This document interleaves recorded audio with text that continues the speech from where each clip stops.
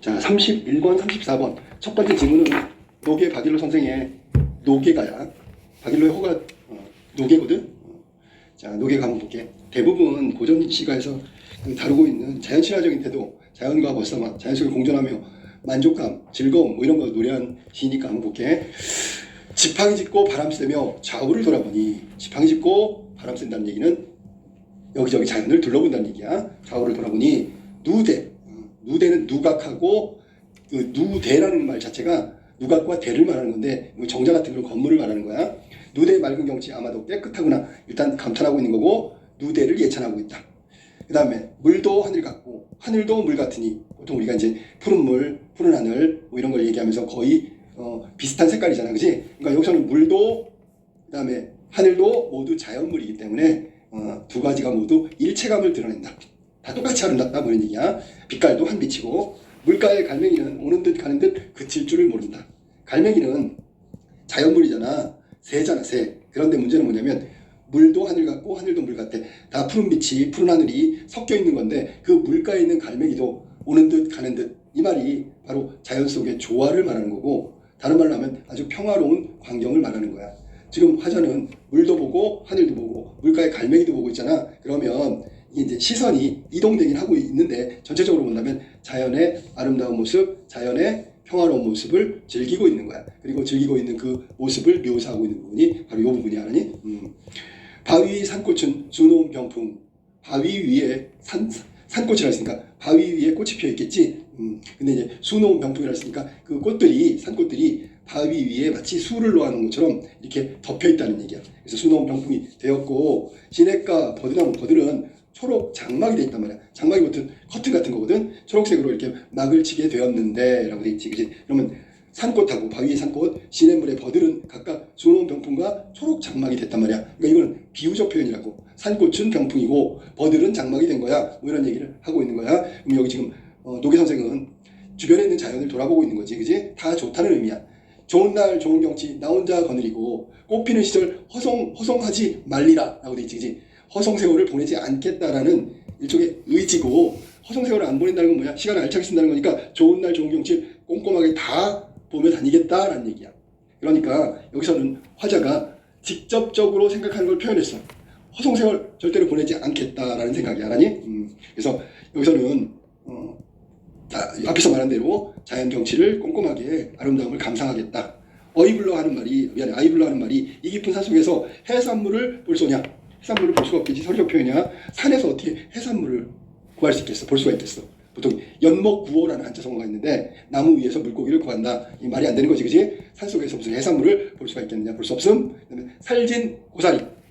살진 고사리. 여기서는 산속에서만 얻을 수 있는 거야. 해산물은 산속에서 볼 수 없는 거고 얻을 수 없는 거지만 이 산속에서 얻을 수 있는 건 살진 고사리란 말이야. 향기로운 당귀를 돼지고기, 사슴고기 섞어서, 그러니까 이거 요리해 먹겠다는 얘기지, 그치? 크나큰 바구니에 흡족히 담아두고, 산속에서 구할 수 있는 것들을 흡족히 바구니에다 담아두고 붕어회에다 누러하고 꿩하고 섞어서 먹음직하게 구워지거든. 그러니까 이제 조화롭게 음식들을 다 해가지고 술덩이에 맑은 술, 여기서 술이 빠질 수 없겠지. 이건 풍류, 멋이라고 하는데, 술은 고전 시가에서 술은 풍류나 멋을 말하는 거야. 술을 술잔에 가득 부어, 그럼 뭘까? 살진 고사리에다가 향기로운 당귀, 돼지고기, 사슴고기 이거에다가 뒤에 보니까 더 추가시켜가지고 술까지 한 잔 먹고 있는 거야. 한 잔 또 한 잔 취하도록 먹은 후에 얼큰하게 술이 취해서 기분이 좋겠지.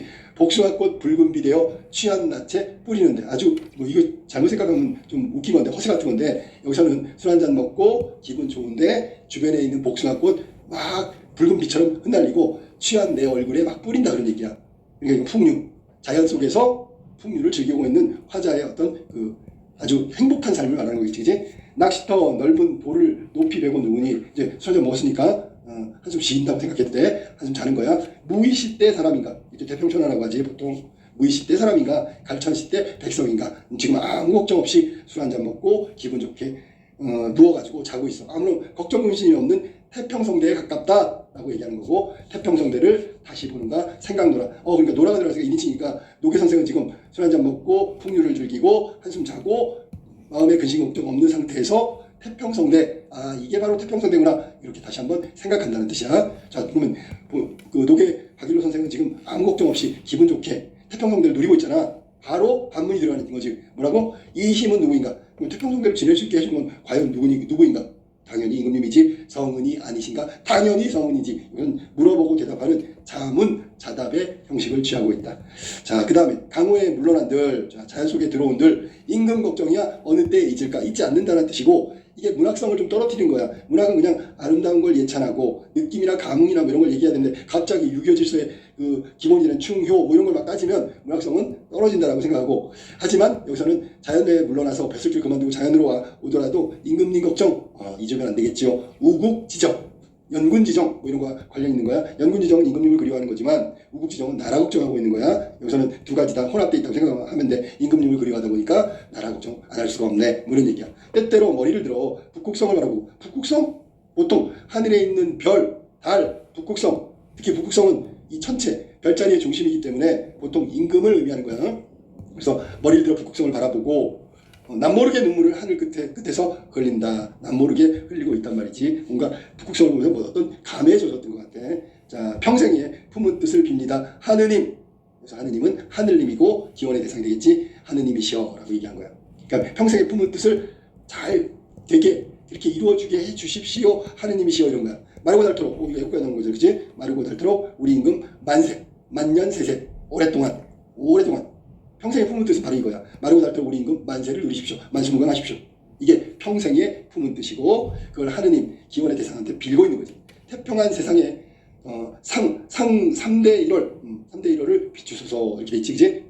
그러니까 여기서도 평생의 뜻의 두 번째는 태평한 세상이 되고 3대 1월을 비춰주십시오가 두 번째 평생의 품은 뜻이야. 첫 번째는 우리 임금님 만세를 누리십시오. 두 번째는 3대 1월을 비추소서. 그 다음에 영원 무궁토록, 영원한 거하고 무궁한 거하고 똑같은 뜻이야. 전란을 없애소서. 이건 세 번째 평생의 품은 뜻. 마지막 네 번째 품은 뜻은 밭 깔고 샘 파서 격양가. 이 격양가는 뭐냐면 배부르게 먹고 등 따시고 태평성대에 사는 백성들이 이렇게 부르는 노래가 격양가거든. 그 태평성대를 이루어 주십시오. 이게 네 번째 평생의 품은 뜻이란 말이야. 그래서 네 가지의 평생의 품은 뜻이 드러나 있단 말이야. 그걸 누구한테 기원해? 하느님이 되겠지, 그지? 그래서 하느님은 그러면 초월적 존재고 기원의 대상이고 화자가 기원하고 있는 소망을 직접적으로 드러낼 수 있는 대상이 된단 말이야.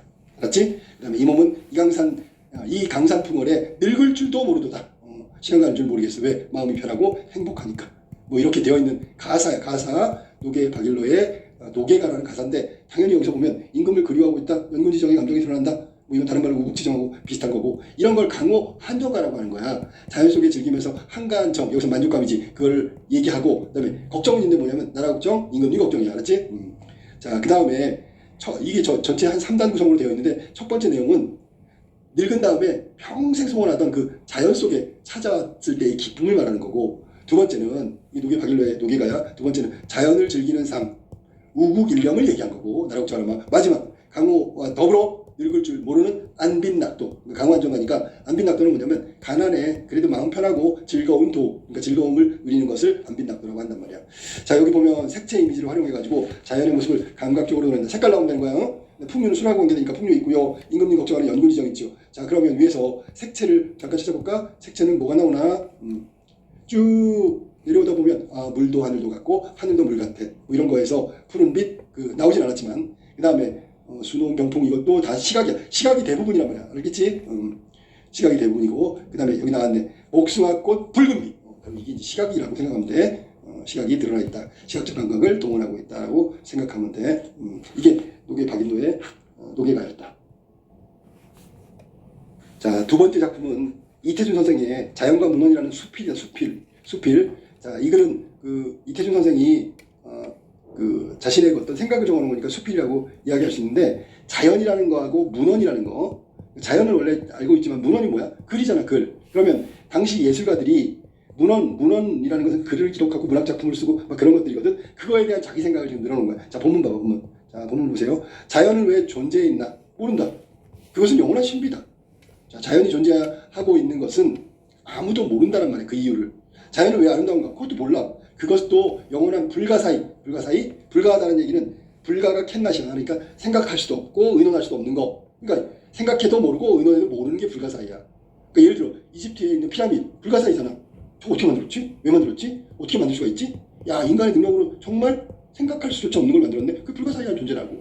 그래서 여기서는 자연이 존재하는 거, 자연이 아름다운 건 다 모르는 일이고 불가사의한 거고 신비로운 거다. 자연은 왜 말이 없는가? 그것도 모르죠. 왜? 그것도 영원한 침묵, 그의 성격, 자연의 성격. 그라고 그랬으니까 의인법이지, 그지? 자연 사람처럼 표현한 의인법 들어가 있겠지. 그 다음에 물어보고 대답하고 물어보고 대답하고 이런 형식을 취하고 있단 말이야. 문제는 이게 지금 문답의 형식을 활용해가지고 자연의 존재, 자연의 아름다움, 자연은 왜 말이 없는가에 대한 대답을 하고 있는데 대답은 내용상 모른다, 알았니? 자, 그 다음에 우리는 자연의 모든 것을 모른다. 위에서 말한 대로 존재, 아름다움, 왜 말이 없는지. 우리는 영원히 그의 신원도 몰라. 신원, 그 사람이 누군지, 이름이 뭔지, 어디 사는지 신원도 모르고 이력도 몰라. 옛날에 어땠고 그 과거에는 무슨 일이 있어 다 해낼 수 없단 말이야. 그러면 여기 자연은 뭐 의인법을 썼으니까 신원도 이력도 다 사람처럼 얘기한 거란 말이야. 이력은 보통 성장 과정, 사람으로 얘기하면 직업 뭐 이런 걸 말하는 거거든. 그러니까 자연에 무슨 직업이 있어. 그러니까 의인법이란 말이야. 이건 알 수 있겠지, 그지? 자, 그래서 케어낼 수 없을 것이다. 오직 그의 신성한 존재 앞에 백지와 같은 마음으로 경건한 직감이 있을 뿐이다. 직감. 생각하면 안 돼. 그냥 느낌으로 알아야 돼. 사람이 자연 앞에 가서 있는 동안에 우리가 자연은 왜 존재하고 아름답고 왜 말이 없지? 이력이 뭐고 신원도 뭐지? 다 모른단 말이야. 그냥 느낌으로 알아야 된단 말이야. 직감 이상으로 자연의 정체를 볼 수 없고 들을 수도 없다. 우리 감각으로는 알 수 없단 말이야. 자연에 대한 우리 인류의 최고 능력은 직감이다. 직감. 우리가 직관이라고도 얘기하는데 직감은 느낌이고 직관은 감각을 얘기하는 거야. 좀 다른 뜻이니까 직감은 어떤 사람을 보고 그냥 느낌이 온 거야. 이 사람 되게 편한 사람이다, 친절한 사람이다. 근데 직관은 뭐냐면 직접 만나서 이 사람은 차림새가 단정한 거 보니까 생활도 뭐 이렇게 직관은 뭔가를 봐야 된단 말이야. 직접적인 감각을 동원하는 거야. 하지만 직감은 느낌이란 말이야. 알았니? 근데 우리 인간한테는 이런 능력이 있어. 자연에 대해서 느낀 걸 설명해봐. 이런 건 의미가 없고 왜 그래? 이런 거 설명할 필요 없어. 그냥 느낌이야, 느낌. 인간은 그런 능력을 가지고 있어. 유일한 능력이라고 할 수도 있어. 그게 이제 자연을 이해하는, 자연을 판단하는 유일한 능력은 인간에게 직감이라는 게 있단 말이야. 직감으로 자연을 느끼면 돼. 알겠지? 한 사람이라도 좋다. 자연에 대한 솔직한 감각을 표현해라. 이 한 사람은 누구냐면 사실은 아까 처음에 얘기했던 예술가들을 말하는 거란 말이야. 자연에 대해서 단 한 사람의 예술가라도 자연에 대해서 솔직한 감각을 표현해 보란 말이야. 금강산에 어떠한 문헌에 있든지 말든지 그런 거 필요 없고, 백두산이 어떠한 인간의 때묻은 내력이 있는지 없든지 그거 필요 없고, 조금 더 그따위 지금 말한 문헌의 내력 같은 거 관심이 없어. 산이면 산대로, 물이면 물인대로, 이것은 자연이지. 느끼면 느끼는 대로 노래하는 시인, 그런 시인은 왜 없는가? 직감으로 자연을 느껴서 그걸 문학으로 바꾸는 왜 예술가 단 한 사람도 없는가를 얘기하는 거란 말이야. 지금 경승진, 보통 명승지는 이름 있는 곳이고 경승지는 경치가 빼어난 곳을 말하는 거야. 경승지에 가려면 문헌부터 뒤지는 극히 독자의 감각적인 자신이 없는 사람들이야. 감각력이 없대. 그러니까 예술가는 감각력이 있어야 되잖아. 독자들은 감각력이 없으니까 어디 자연을 방문하기 전에 꼭 자연에 대한 자료를 찾고 막 그런 것들을 하잖아. 그거는 감각력이 없기 때문에 그런 거고, 그 다음에 그렇게 일반인처럼 하는 예술가라면 그런 예술가가 아니다. 여기서 예술가는 아니다라는 말이 무슨 말이냐면 내가 100% 장담하는데 그건 예술가가 아니야. 그런 단정하고 있는 거야. 예술가라면 문헌부터 뒤지지 않아. 가서 부딪히고 자연을 직감하는 대로 표현할 수 있어야 되는 게 예술가야. 뭘 자료를 찾고 그러면 안 된단 말이야. 조그만 학문과 고고의 사무, 여기서는 예술가가 문헌을 뒤지고 자료를 찾는 것을 이렇게 얘기한 거야. 조그만 학문과 고고의 사무. 그러니까 자료 찾아보고 알량한 지식 가지고 그거 가지고 하면 안 된단 말이야. 사무가 일뿐 빛나는, 예술가 이런 사람이야. 빛나는 생명의 예술가. 이 사람 뭐 하는 사람이야? 자연을 직감으로 이해하는 사람이야. 무조건 자료나 문헌이나 학문이나 사무적인 것으로 찾아 이런 사람은 예술가가 아니란 얘기지. 그치? 빛나는 생명의 예술가는 바로 그런 것들을 무시하고 직감으로 자연을 표현하는 사람들이 빛나는 예술가다. 금강산이라 이름 붙여지기 훨씬 전부터, 그러니까 인간이 있잖아. 저 산을 금강산이라 불렀어. 왜? 특징을 잡아서 이름을 붙였을 거 아니야. 그러면 이름 없을 때는 어떤 산 이름도 없었을 거 아니야. 태고 때부터 엄연히 존재해 있단 말이야. 문헌하고 기록하고 자료하고 상관없이 금강산 이름 붙기 이전부터 존재하고 있었어. 옥녀봉이니 명경대니 하는 이름과 전설은 가장 최근에 붙여진 일이란 말이야. 그 전에는 이름이 없다고 가서 보면 이게 이름이 없는데 느낌이 와야 되겠지. 본래의 금강산과는 아무런 관계도 없는 그야말로 근거가 없는 이야기란 말이야. 그러니까 후세에 우리가 붙여진 이름은 실제 금강산의 정치, 본질과 관련이 없는 우리가 갖다 붙인 이름이라고. 느껴서 부른다기보다는 느낌이 없기 때문에 거기다 이름 붙인 거라고. 소문거리의 모델로서의 금강산. 사람들이 수덕수덕 되는 이야기하는 12,000봉이니 12폭이니 계산된 사파로서의 금강산을 보지 못해 애쓸 필요야 무엇 있는가. 그러니까 이름 알고 가서 보는 게 무슨 소용이 있는가 그런 얘기야. 그거는 사람들이 인위적으로 정한 거잖아. 이름 없이 가서 그걸 보면서 봉우리를 보면서 느끼는 게, 직감으로 느끼는 게 가치 있는 거지. 저렇게 이름 붙여서 가서 하는 거는 느끼려고 하는 건 애쓸 필요가 없는 일들이라는 뜻이야. 금강산이나 백두산이나 무슨 산이나 아니면 간에 어떤 이 산 말고 다른 산이건 간에 그들은 태고 때부터 항구히 영원히 오랫동안 살아가지고 있는 거야. 그러니까 자연은 태고 때부터 계속 존재한 거야. 이름 붙인 건 나중이고, 물론 지금도 그러고 꽃과 단풍은 지금도 그들의 품에서 피고 지거늘, 됐지? 문헌과 전설이 무슨 상관이 있겠는가? 아무런 상관이 없다. 자, 이 글을 지금 읽고 있다 보니까 우리가 이름 붙여지고 자료에 정리해놓고 문헌 속에 있는 그런 자연에 대한 지식, 정보, 자료, 이거는 의미가 없다고. 특히 예술가는 직감해야 된단 말이야. 그걸 강조하고 있는 거야. 우린 너무 문헌이나 자료에 의존하고 있는 거 아닌가? 뭐 이런 얘기를 하는 거야. 고안품이나 고적이라면 모르거니와. 자, 이 얘기 무슨 얘기냐면 골동품 있잖아. 고안품, 고적, 이 역사를 가지고 있는 유물들 있잖아. 이런 거는 역사성이 있으니까 자료가 필요하고 문헌이 필요하겠지. 죽을 줄 모르는 자연, 여기서 생명의 덩어리가 자연이지, 그지? 생명의 덩어리인 자연에 있어서 문헌이란 별무가치인 것이다. 무가치한 것이라고. 특별히 가치가 없는 것이다 라는 뜻이 별무가치란 말이야. 그러니까 자연을 가서 이해하고 즐기고 느낄 때는 자료, 문헌 따위는 가치가 없는 거야.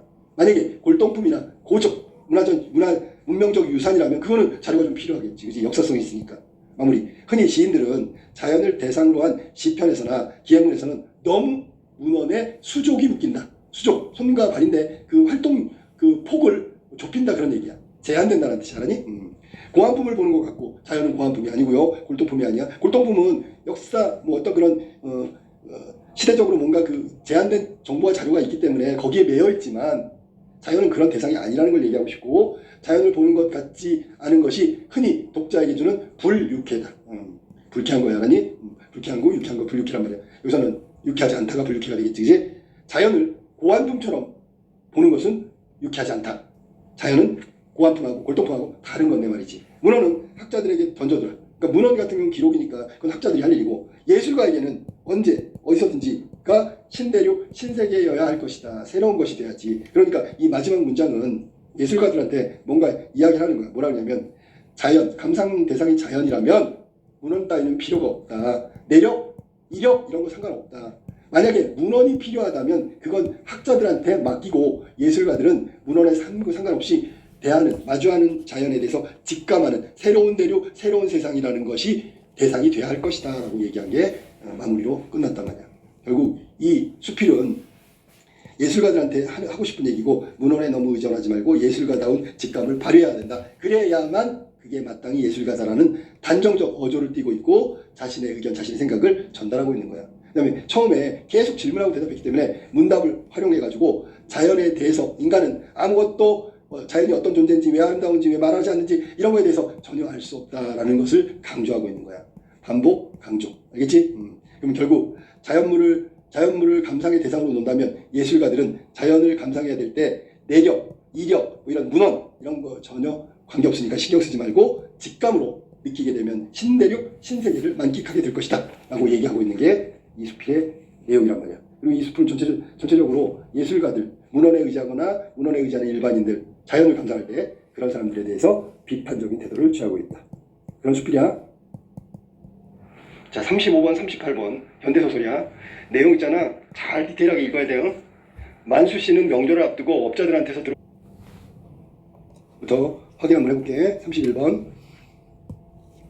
가와 나에 대한 설명으로 가장 적절한 거. 가장 적절하다고 해서 노계사하고 자연과 문헌이다.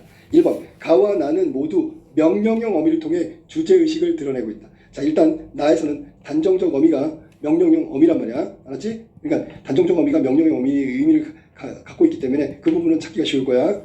나 같은 경우에는 예를 들면 가에는 여기서 주제의식을 뭘로 드러냈을까라고 지금 확인해 보면 명령형 어미를 통해서 주제의식을 드러냈다라고 했는데 가는 이런 거야. 그 본문 중에서 뭐뭐 하소서라고 한 거야. 하소서, 없애소서, 비추소서, 누리소서 이런 말 나오지. 생각해봐. 생각해봐. 지금 보면 윗사람한테 명령하는 거는 뭐뭐 해라가 되면 안 돼. 그렇다고 존댓말을 쓰면 이상한 거잖아. 저 뭐뭐 하소서가 명령형이야. 조심해야 돼. 아까 선생님이 얘기하려고 다 말았는데 그 다음에 나에는 당연히 명령형이 나왔지. 뭐뭐 해라 라는 예술가들은 뭐뭐 해라 뭐 이런 얘기 나왔었지. 그치? 어디 찾아볼까? 예술가들은 뭐뭐 해라. 명령형 의미가 나와 있지.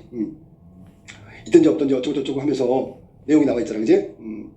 그래서 여기 지금 보면 1번 같은 경우에 가나 모두 명령형이라고 얘기했기 때문에 맞는 거다. 1번이 정답이 안 하니?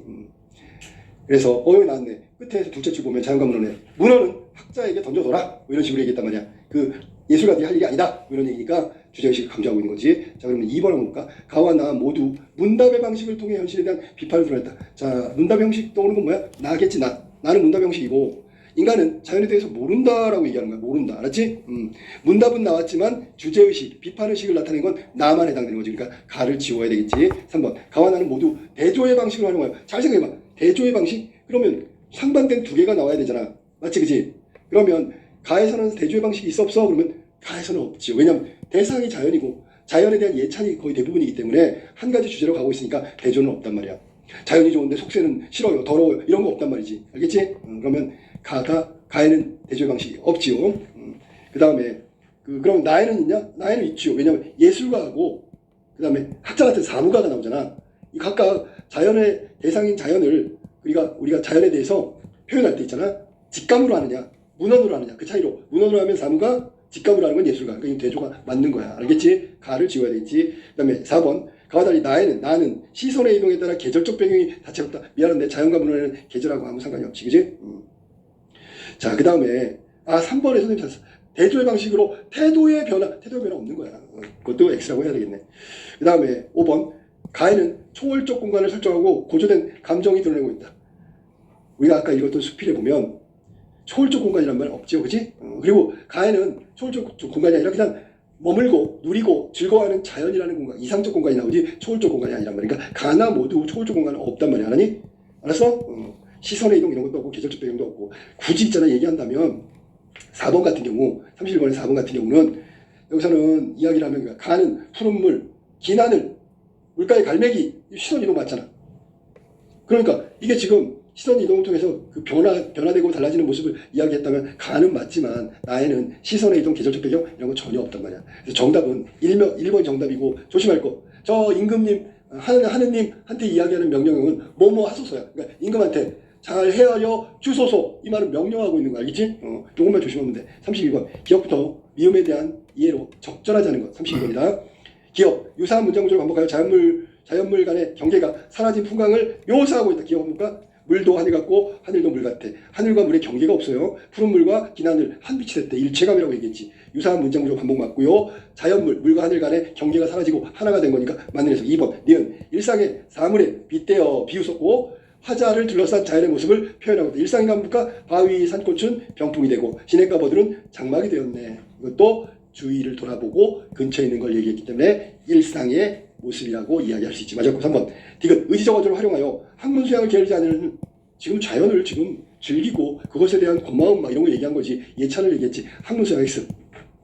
공부하는 얘기를 한 게 아니란 말이야. X. 3번 틀렸네. 리을. 자연에서 얻을 수 있는 재료를 막 나열했지. 살진, 고사리, 무슨 돼지고기, 사슴고기 이런 것들을 나열해가지고 만족감. 역시 행복한 마음을 얘기했어. 맞았고 미음. 자연물의 색채 이미지를 활용하여 취흠. 그러니까 술 먹고 기분 좋은 걸 말하는 건데 미음의 색채 이미지 한번 찾아볼까? 붉은 비. 됐죠? 정답은 3번이 잘못된 해석이고 학문 수양하고 전혀 관계없는 글이다. 자, 33번. 보기를 읽고 가나를 감상한 내용으로 적절하지 않은 것은 33번이야. 자, 전란. 임진왜란 병자호란 다 참가했던 박일로 선생. 전란을 체험한 후 강호에 은거하며 태평성대를 추구하고 맞지, 그지? 나의 작가는 자연의 본질에 대한 통찰을 촉구한다. 즉 통찰이라는 게 그냥 통으로 이해하는 건 직감과 관련된 거라. 이들은 일관되고 영속적인 가치를 지향한다. 그러니까 이들이라고 했으니까 가나 모두 작가들은 모두 일관됐대. 변함이 없어. 늘 항상 언제나 옳은 거야. 영속적인 가치 한결같은 거야. 비록 작가의 지향을 방해하는 일시적인 요소가 있더라도 이 지향은 과거에서 현재 다시 미래로 비추쳐 지속성을 갖고 이어진다. 이게 위에서 말한 영속적 가치를 지향한다 그런 뜻이야. 1번 볼까? 틀린 거 찾는 거야. 가의 물가의 갈매기 오는 듯 가는 듯 그칠 줄 몰라.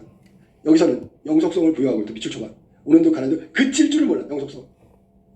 화자가 지금 작가가 있잖아. 영속성의 가치를 추구한다 그랬지. 그 영속성의 가치가 오는 듯 가는 듯 그칠 줄을 모르는 거하고 관련이 있어? 관련이 있지.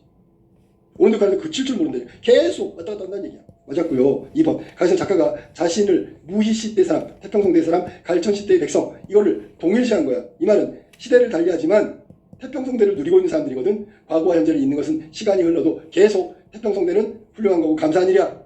작가 인식을 드러내고 있지. 이것도 맞았지요. 달라진 게 없잖아. 일관된 가치를 가지고 있으니까. 3번 가에서 영원 무궁토록 전란을 없애소서. 이거는 노계 박일로 선생이 전쟁 임진왜란 병정호란 다 참여했다 그랬잖아. 그러니까 전란을 없애달라고 하는 구절에서 전란이라는 일시적 요소가 태평한 세상이라는 영속적 가치를 방해하지 않기를 바라는 작가 인식을 확인할 수 있다. 얼핏 읽어보면 오 맞는 것 같아. 근데 틀렸죠. 틀리지 않았어? 아니지. 여기서는 태평성대가 만약에 영속적 가치면 야 선생님 잘못 생각했다. 이번에 무의시대 사람에서 갈천시대 백성이라 했잖아. 이게 시대를 달리해서 계속 이어져가는 게 이 영속적 가치라고 얘기했지. 그럼 중간에 태평성대가 깨진 건 전란 때문이네. 그렇게 해석하면 3번은 맞았구나. 전란 일시적인 태평성대의 장애 굉장히 그것이 없어지기를 바라는 화자의 작가의 인식이 드러난 분 맞았네. 착각하면 안 돼. 나처럼. 4번 나에서 옥녀병 명경대와 같은 이름으로 자연을 규정하는 것은 이거는 원래 이름이 없었는데 후대에 이름 붙였다 그랬잖아. 자연의 일관성과 지속성에 대한 통찰의 결과라는 작가 인식을 확인하는데 그럼 이름 붙인 게 일관성이야? 이름을 붙인 게 일관성을 깬 거지. 정반대로 얘기했잖아. 옥녀병 명경대 같은 이름 붙이는 건 자연의 영속성을 깨트리는 거라고. 정답은 4번이네. 여기 통찰의 결과 지속성이라고? 아니지요. 오히려 통찰의 결과라면 이렇게 해야 되지. 저 이름을 붙여가지고 지속성을 깨트렸다. 그게 바로 통찰의 결과다. 알겠니? 4번 틀렸네. 5번 나에서 문어는 소문거리의 모델 계산된 사파 양산함으로써 자연의 영속성이 뭔지를 접근하는 방해요소. 아까 얘기했잖아. 예술가는 직감으로 느낌으로 통찰로 자연을 느껴야지 이름, 문어, 자료 뭐 이런 사무적인 거 그런 거에 의존하면 안 된다고 그랬지. 그게 바로 여기서 말한 대로 자연은 영속적인 거고 가치는 계속 유지되고 있는데 중간에 이렇게 문헌에 의존하는 것은 자연의 본질을 이해하는 데 도움이 안 된다. 특히 예술가는. 어쩌잖아. 정답은 4번 해석이 틀렸네. 아까 선생님처럼 실수하지 말고 잘 읽어. 34번 나의 빛나는 생명의 예술가라고 나왔어. 나의 빛나는 생명의 예술가가 갖춰야 할 태도는 뭘까요? 다른 거 하지 마. 직감. 자연을 대하는 거야. 아니? 1번 자연의 모든 것을 알아낼 수 있다는 확신으로 탐구하래. 탐험가야 예술가가? 2번 직관을 통해 자연에 대한 솔직한 감각이라고 나왔지. 이게 바로 직감이라는 얘기야. 그걸 드러낼 수 있어야 된단 말이야. 거기에 무슨 미리 자료를 탐구하고 문헌을 들춰보고 가가지고 이거 여기는 옥녀봉이네. 옥녀봉이라는 게 왜 이름을 붙였냐면 이렇게 예술가가 옥녀봉을 감상하면 안 된다고. 그냥 느낌으로 직관으로. 정답이 2번이야. 여러 기록을 참고하고 이거 문헌을 참고하면 안 된다니까. 4번 경승지를 보고 이를 대상으로 한 시편을 인용하면 안 되죠. 새로운 세계 새로운 대륙은 다른 걸 인용하면 안 되는 거야. 5번 자연과 관련된 인간의 내력 이게 바로 이력 내력 이런 것들 문헌 이런 것들이 다 걸림돌로 작용한다고. 자신의 예술성을 표현하면 안 되지. 그렇게 직각 직관 통찰 이런 걸로다가 자연을 표현하는 게 예술가의 올바른 태도다라고 얘기하고 있으니까 빛나는 생명의 예술가는 그렇게 해야 되는 거니까 2번 정답이지. 알겠지?